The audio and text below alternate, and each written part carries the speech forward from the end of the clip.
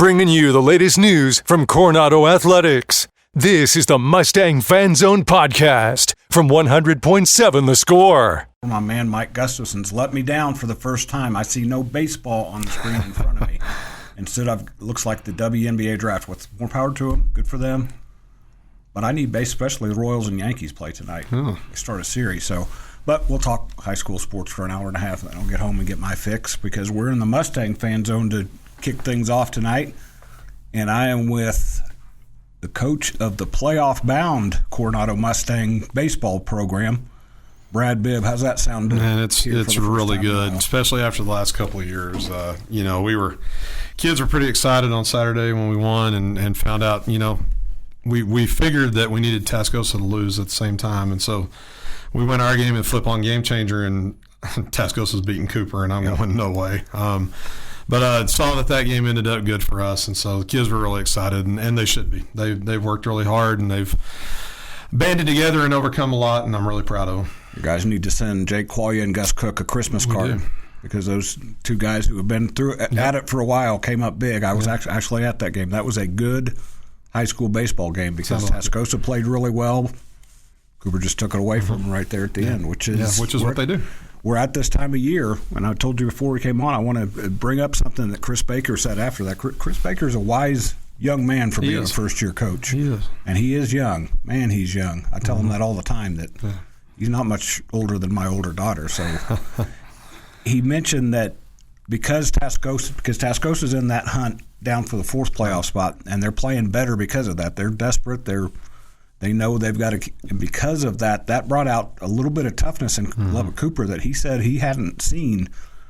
I bring that up because you've got a couple of games this week where that very much could come into play. You're playing Lubbock High, which is not as desperate. They're actually a couple games in front of Tascosa in the standings, and they've had a great season already, but they need some wins.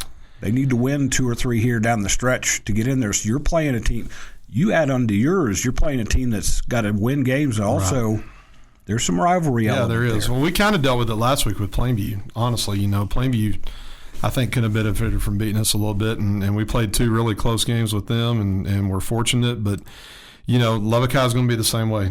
Coach Gomez and those guys have done a great job, and they're better, and they're hungry, and they know they can win, and they're not going to be anything short or ready to go tomorrow night. So we got to match that. We got to match it and exceed it. And it's like I taught our kids today. We can't take a breath just because we're in. We want to try to win the thing. And we need to keep trying to put wins in the win column so our seeding is where we want it to be at the end. And so we're gonna be ready to go tomorrow. I'm not a big believer in year-to-year revenge or the Newt Rockney speech, but you do have a little bit of ammunition yourself with your guys. We do. The Westerners who kind of – we worked really hard to get back in the mix last year, and then they got us at our place, and that kind of wasn't the nail in our coffin, but it helped, and so we need to be ready to go. It's going to be a really great 2 games. I'm really excited for our kids to be a part of that. I know our school's excited. They were talking about it on the announcements today. It's big. Our school has needed someone to get in the playoffs, and so we're really excited to be the group that's getting to do that because I think it's going to make the end of the year a lot of fun. This goes back to the fall when Candy Stevens and I would talk about that last year was a rough year for the school. It was. And I believe volleyball got back. They did. Volleyball got in. They kind of set the tone, and things have kind of followed along nicely. Yeah.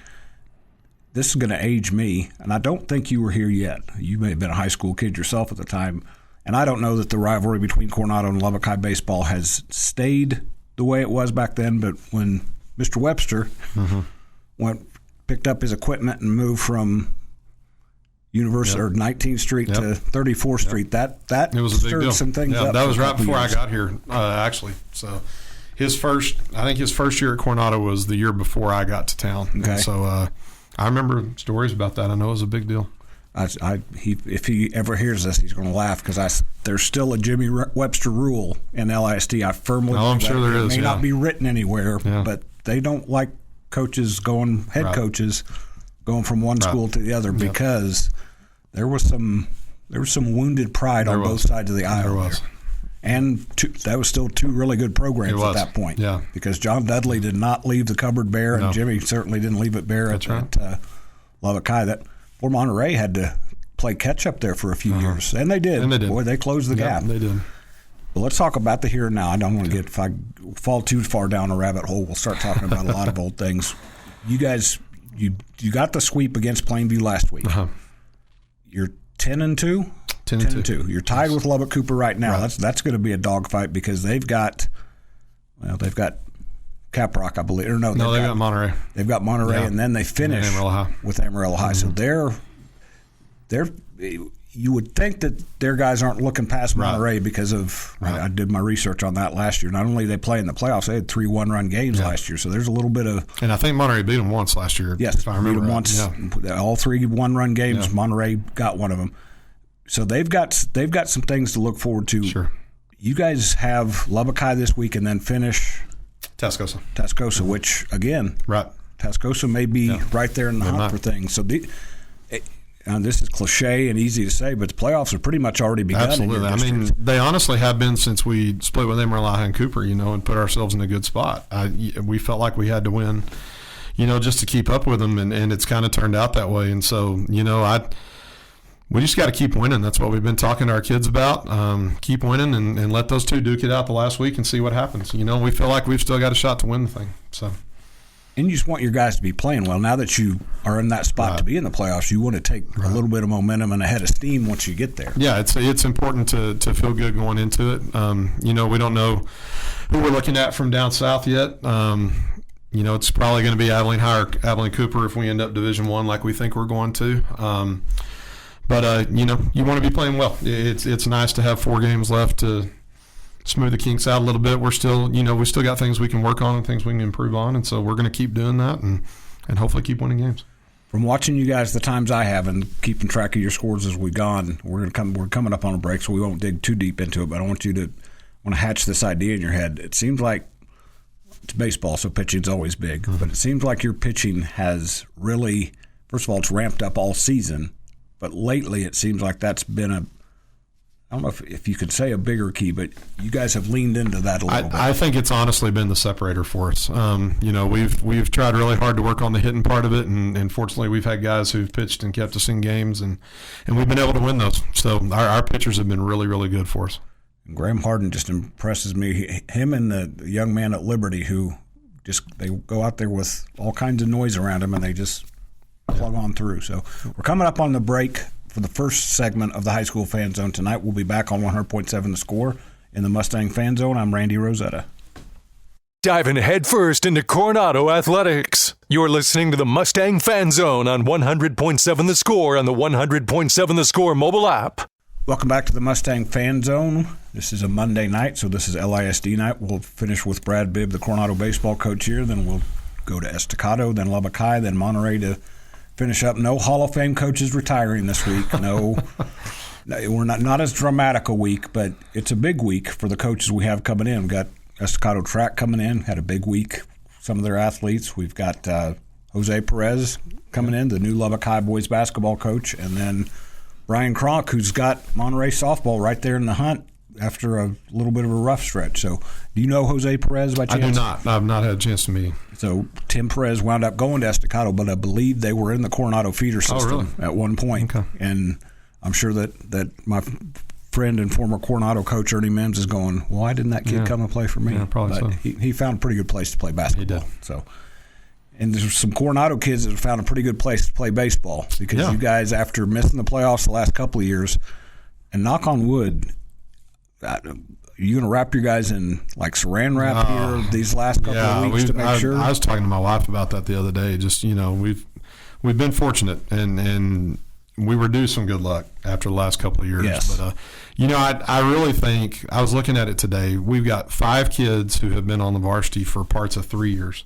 and we've got 8 more who this is their second year. And so we've got 13 of our kids that have been through the last 2 years. They've been through the struggle. They've been through the grind of that other district. They've been through the disappointment. And like I said, I think that's hardened us. And it's made us appreciate it, number one, but it's made us toughen up a little bit. And we've had to deal with the weather changes and it's been crazy. We've had 2 or 3 weeks, I think, in the whole year where we haven't had a reschedule, haven't had something going on. It's been a real grind. And I think our experience has paid off. I think the way they band together, they love each other, they do everything together. It's just a great group of kids that come from a great group of families, and we're really fortunate to be able to coach them and just having a blast. They're awesome. For those who aren't familiar, the reason I asked Brad that is because 2 years ago, correct me if I'm right, with about a week and a half left, you guys either led the district or were... There was a 5-way tie for first with 4 games left, 5 games left, something like that. And then your best player in heartbeat, Jet Carroll, injures himself and he's out for the season. Mm-hmm. Last year, you're right there in the thick of things, and arguably the second best pitcher in Lubbock, at least last year, if not the last couple of years, Jared Owens, tweaked his back, and I remember that vividly. It was a Monterey game. It was the Monterey game. You guys beat Monterey, and I'm talking to him afterwards, and he's kind of wincing. I said, "Are you okay?" He said, "I did something to my back." Yeah. I was like, "Oh no." Yeah, he didn't do anything for 4 months after that. Right. So just the snake. Yeah, it has. You guys we really have a two-headed snake. I know. Got you the last couple of years. I know. It's nice to be on the other end of it. So we're going to try to stay there. Just maybe a big roll of plastic wrap. Just make sure guys go out there and maybe so. Dress them up, because you guys have a lot of dudes. We do. You're not here because of no, we're not. We've had a lot of contributions from a lot of kids in a lot of different spots on the mound, defensively. We've rolled guys in and out offensively, trying to find a little continuity. We feel like we're getting there, but pitching and defense has carried us, and I think if any of the other baseball coaches in this district came in here, they'd say the same thing. You want to be doing those two things really well. And then trying to let the offense come on. And we feel like the last 3 games we've swung it a lot better. So hopefully we're finding something, and we're just ready to keep going. You've got a great couple of leaders, I think, in Isaiah Vasquez and Campbell Stanek, guys who have not only been around baseball but have had some disappointments on the football field. Right. And to me, that always, when you bring one to the next, that fire's a little bit hotter. Yeah, well, I'm just happy for all our kids that, even our football kids, they've never gotten to experience this. A couple of them did when they were freshmen as, just call-ups for the playoffs. All our baseball kids, they've never gotten to experience this. And I've tried to talk to them about how awesome it's going to be in May to be going to school and going to the playoffs. And I'm so happy that they're going to get to experience it. The feel today was different just because they know they're in. And you can see the relief on their face, the excitement on their face. And I think it's going to be really, really good for them. And I can't wait to see where we go. It's if the draw breaks right, we got the guys on the mound, and we can go a ways. And so if the draw breaks right, we're really excited. All you got to do is win 14 innings when you get to the best of 3 series. So I mentioned this during the break. We're coming up on the end here, but Isaiah Vasquez to me has really.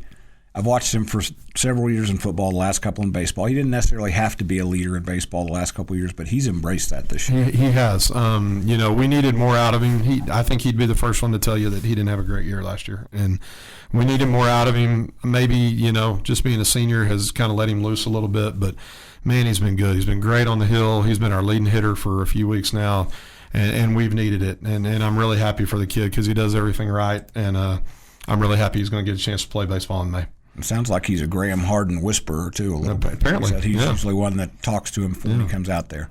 We're going to wrap it up in the Mustang Fan Zone. Brad Bibb's going to be back in a few weeks talking about those playoffs when we get closer. We'll be back after this break on 100.7 The Score in the Matador Fan Zone.